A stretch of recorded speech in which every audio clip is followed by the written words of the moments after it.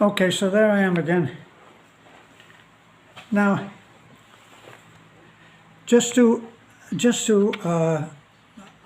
in the hope of further understanding of why I do the videos that we do and why I say that my pension has not come. Now, the whole purpose of our channel is to try to bring a greater understanding to people who may be considering coming out here.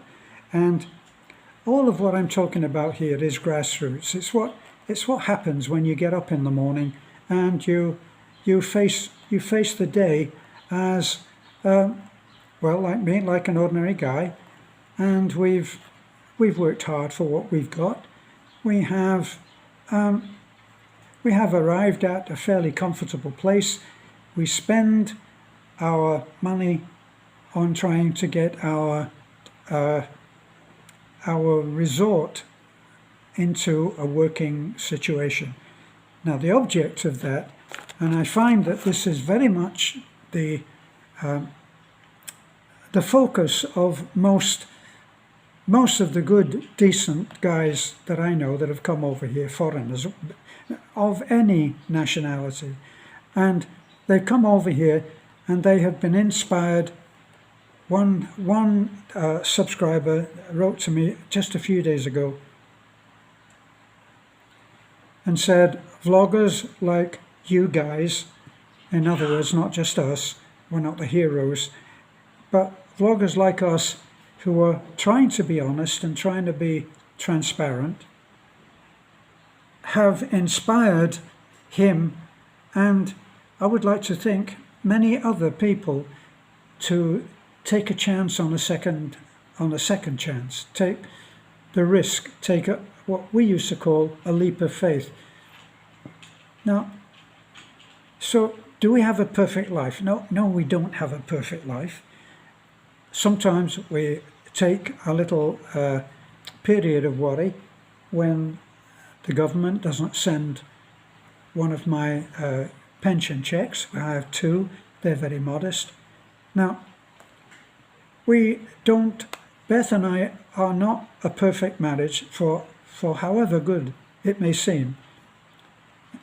It's pretty close for me, but it's not perfect. There is no perfect marriage.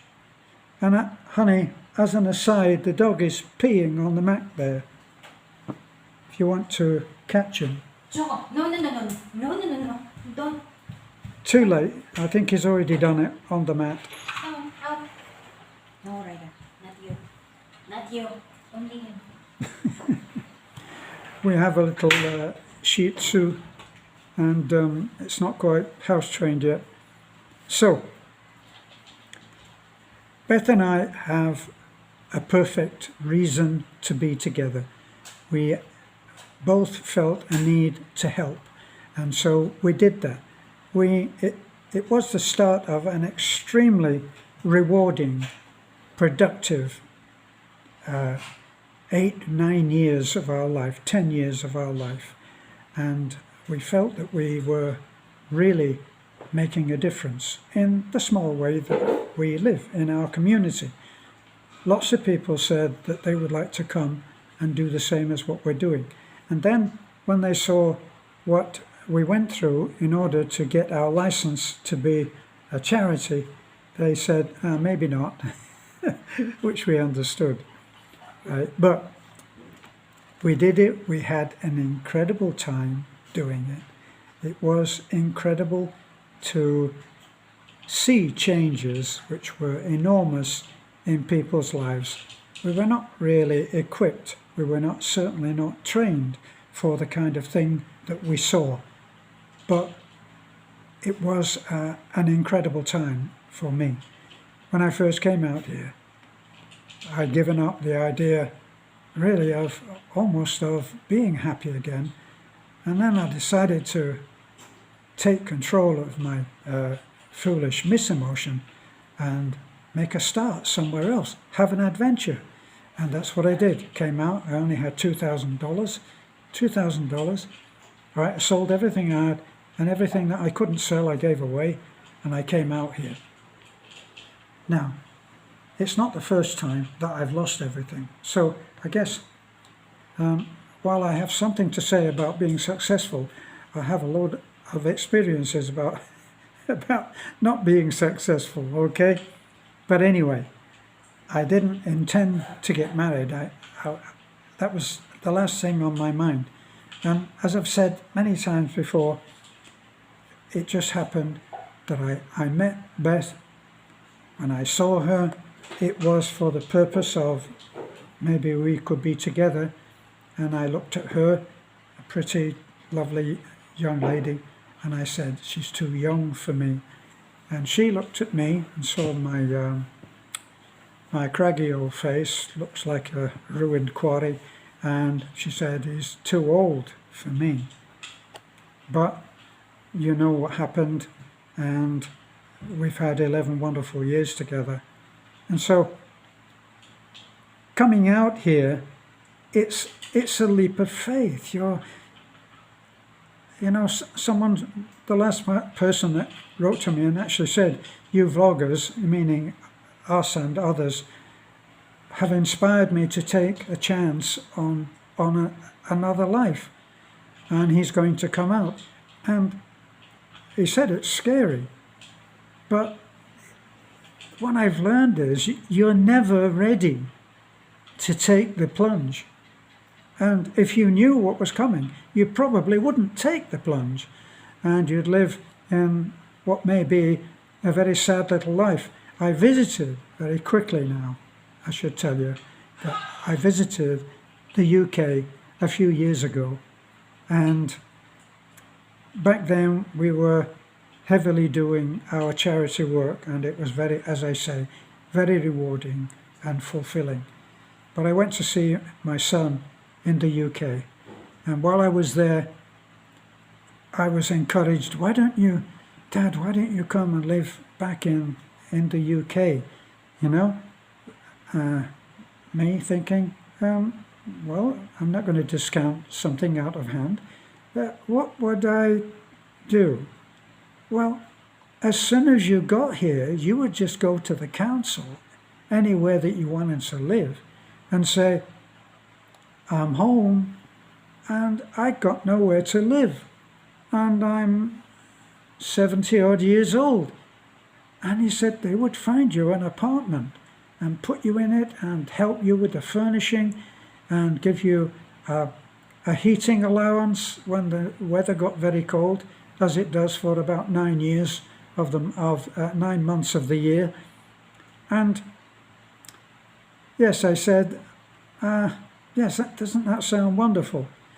And my son and I went on the tube, on the underground, and it was quite busy.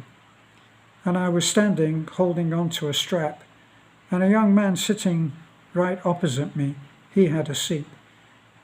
And he said, I could give you my seat, sir. And I said, no, it's okay. I'm much stronger than I look. And it made me realize that when I'm here in the Philippines, I have a life. I'm alive. I'm not in a rocking chair. I'm not playing bingo because that's all that's there. I think in America, I think they play pinochle or some old games that they have for people who aren't strong enough to lift any more than a domino. Out here, I get the chance to live a vibrant, fulfilling life. And if you're watching this now and saying, is it possible? Remember what I told you about my friend that I met and had breakfast with very recently? And he saw our early videos when Beth and I had just got married, and we were sitting in the patio of her mother. And that was at Nanai's house.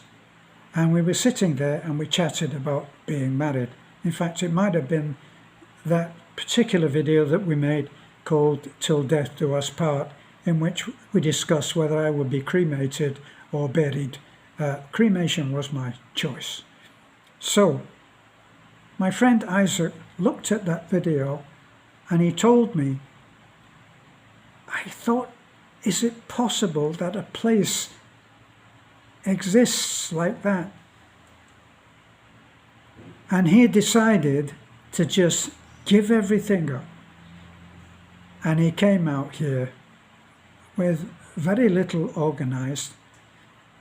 And now, as he told me at breakfast the other day, he has a wife that loves him and who he loves very much, that he feels very settled with, and he feels the luckiest of men, the most fortunate of men.